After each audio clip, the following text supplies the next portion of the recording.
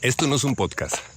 Esta definitivamente es la peor forma de estar atrapado en un paraíso en la mitad de la nada.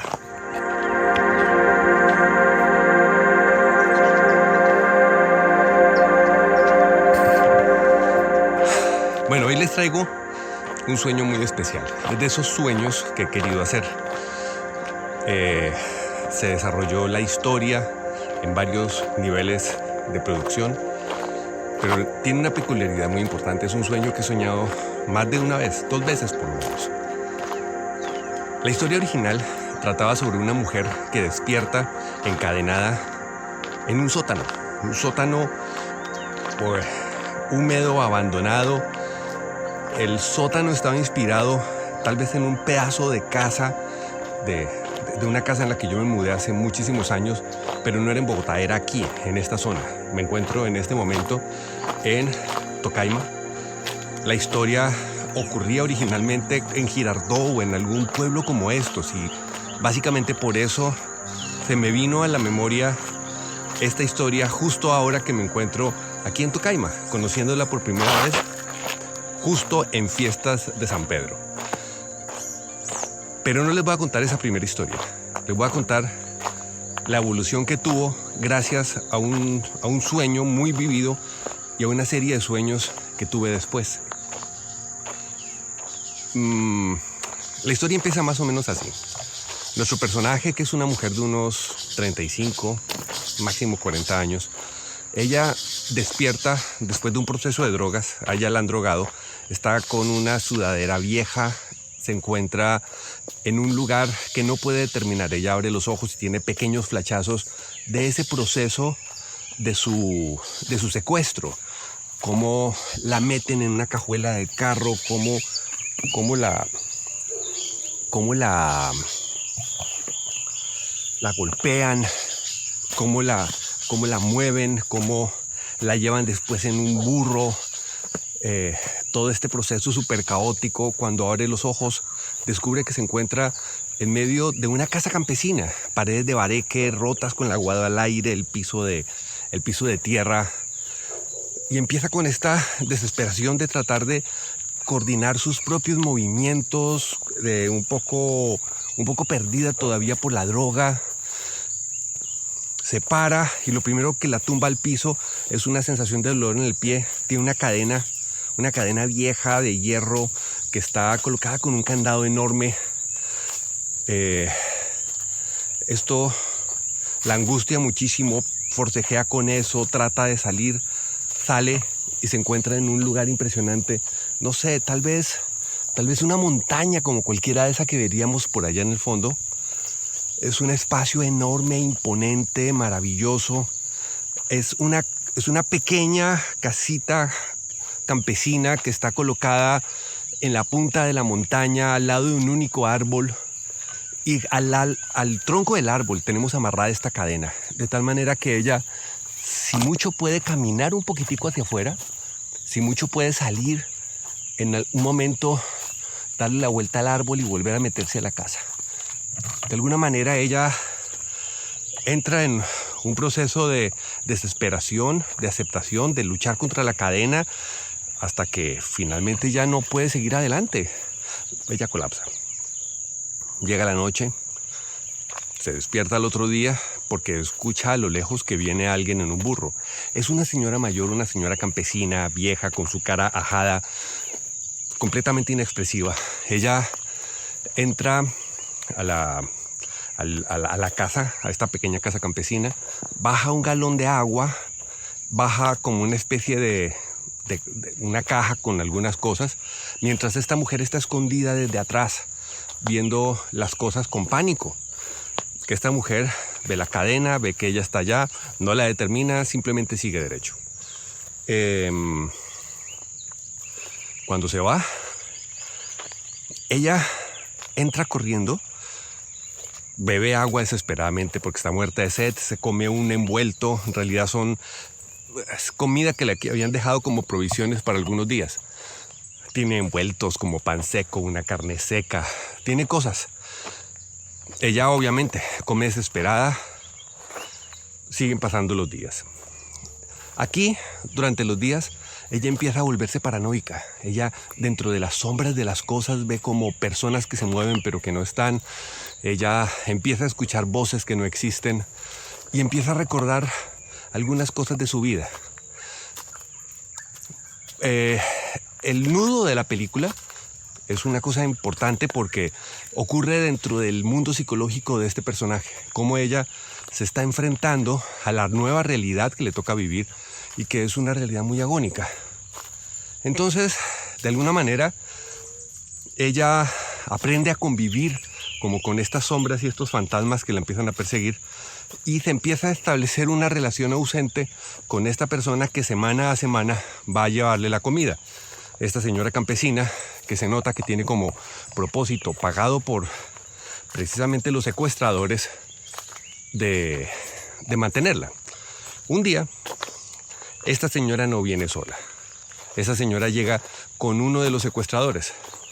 Es un tipo de apariencia más o menos normal, pero agresivo.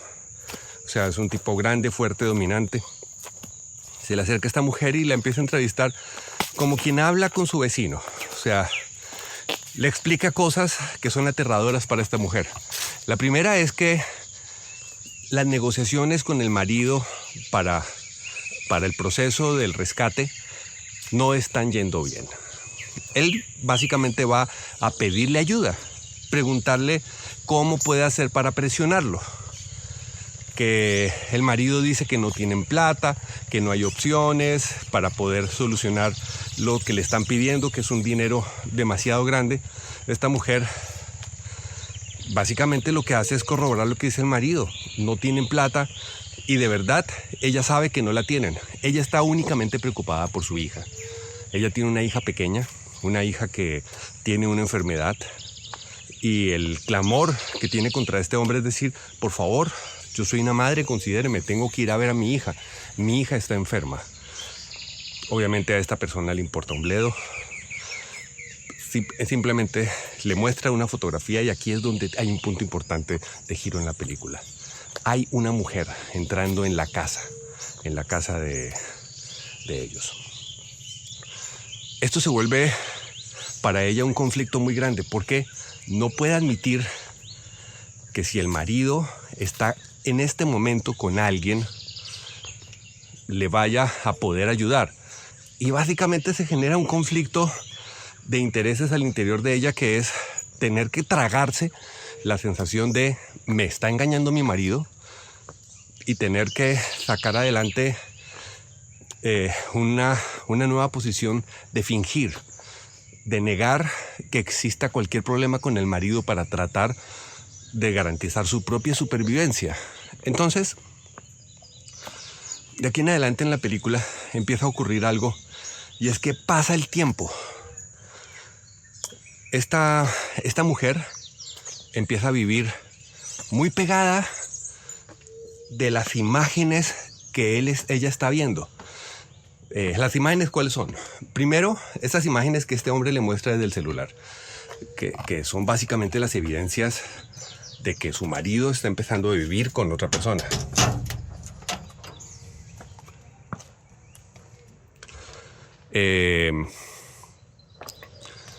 Luego, cada vez que el tipo va, le saca una fotografía con un periódico, que esto es obviamente muy normal de todos los procesos de secuestro, tener una prueba de supervivencia con la fotografía del periódico del día. Pero estos periódicos le quedan a ella. Y gracias a leer, releer y volver a leer de una forma constante todos los artículos, ella se va haciendo una idea de lo que va pasando en el mundo.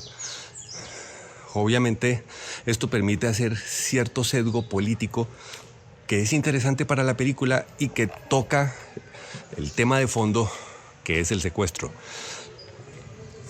Obviamente, las negociaciones de paz, el tema político con los diferentes grupos, las posiciones que toma el gobierno, y esto ella viviéndola desde un proceso de realidad que es bastante duro. ¿Qué es lo que termina sucediendo con el tiempo? Se da un proceso en el cual este tipo le cae cada vez con más evidencias de que el esposo está viviendo con otra persona y ella se imagina primero quién puede ser la persona que ella concluye que es como una affair que ella suponía que el marido tenía, pero no lo había podido demostrar, de una mujer en el trabajo de él. Pero para poder solucionar el asunto se inventa una historia paralela. Primero la mira y dice, a ver, esta mujer tiene cara como de Sandra. No, se va a llamar Sofía. Luego se inventa toda una vida de ella. Empieza a decir, es que ella es una prima de mi hermano que está cuidando a mi hija, porque y obviamente insiste con la enfermedad de la hija y con los problemas de la hija. Esto empieza a escalar hasta que un día, cuando el tipo se va y ella va a entrar a su cabaña, se encuentra con Sofía. Obviamente es un ser imaginario, ella la tiene únicamente en su cabeza. Sofía, en este caso, empieza a recriminarla cosas como, oiga, usted de verdad está comiendo esta porquería, pero claro, con razón tienes este cuerpo, ya quisiera yo estar en este estado físico tuyo, bla, bla, bla, bla. Terminan volviéndose amigas. Al principio, ella la ve como el enemigo. Empieza a rechazarla, empieza a huir de ella y esta vieja empieza a torturarla, pero en un momento hay un cambio. Ella descubre que la necesita de aliada. Ella dice, la única forma que tengo para solucionar los problemas es que tú me ayudes y me des información de quién eres, de dónde eres, qué haces y por qué estás con mi marido. Aquí es donde empiezan a haber puntos de giro fuertes. Cada vez las imágenes que le va trayendo este tipo se vuelven más dolorosas para ella. Por ejemplo, las últimas fotografías que ella ve está esta mujer que ella llama Sofía en un parque sosteniendo y cargando a la hija.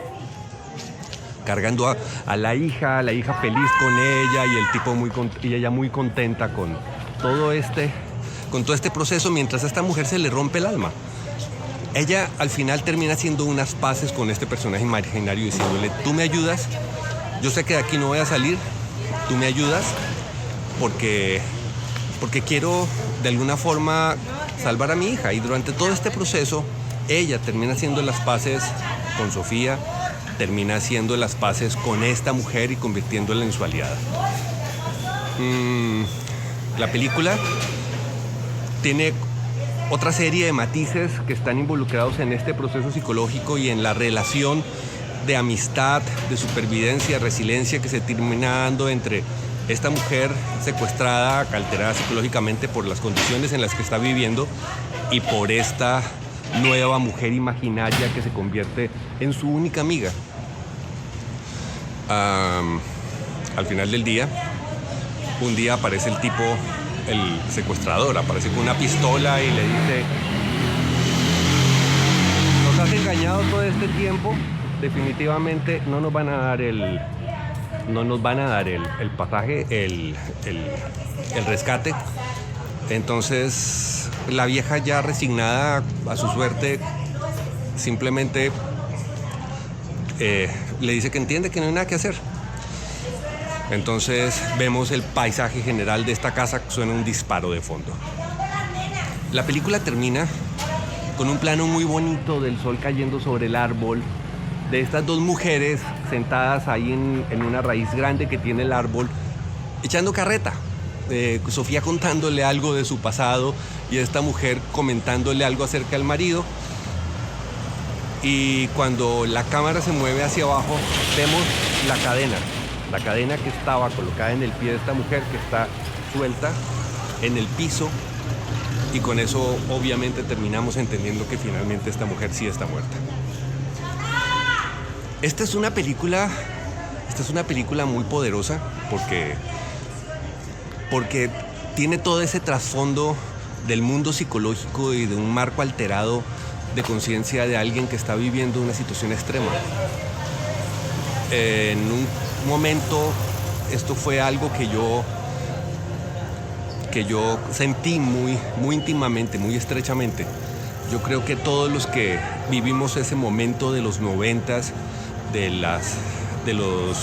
las pescas millonarias, de los secuestros, fue muy duro, porque siempre fue una realidad que todos vivimos. Es una realidad completamente imposible de entender para cualquiera de nosotros.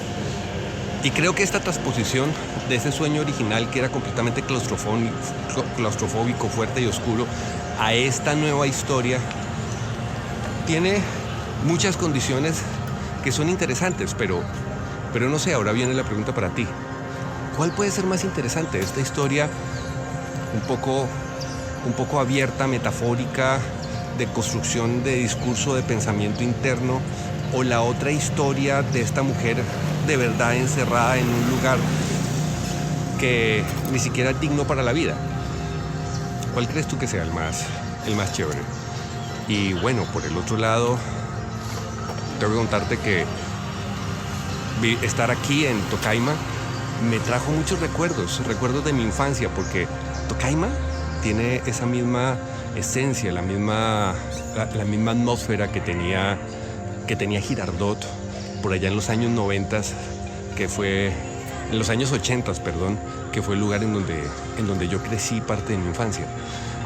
Yo viví en Girardot, entonces ahora encontrarme aquí en este espacio maravilloso es algo que me está reconectando con esencias y con cosas que me hacen sentir otra vez esta película y conectarla contigo. Ustedes no se imaginan la locura que era esto anoche. Hoy es un lunes festivo, justo después de San Pedro.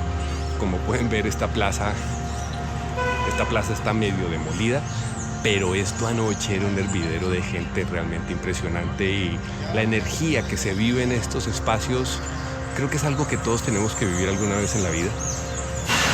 Por eso me pareció bonito compartirlo con ustedes, para que se llevaran una pequeña instantánea de lo que se está viviendo justo aquí en este espacio hoy. Ayer traté de hacer este mismo ejercicio, pero les cuento que fue imposible. El nivel de sonido, de cantidad de parlantes que había en cada esquina era algo completamente imposible. Entonces, pues nada, esto no es un podcast, esto es un sueño soñado varias veces y que espero poder construir y vivir prontamente. Hasta luego.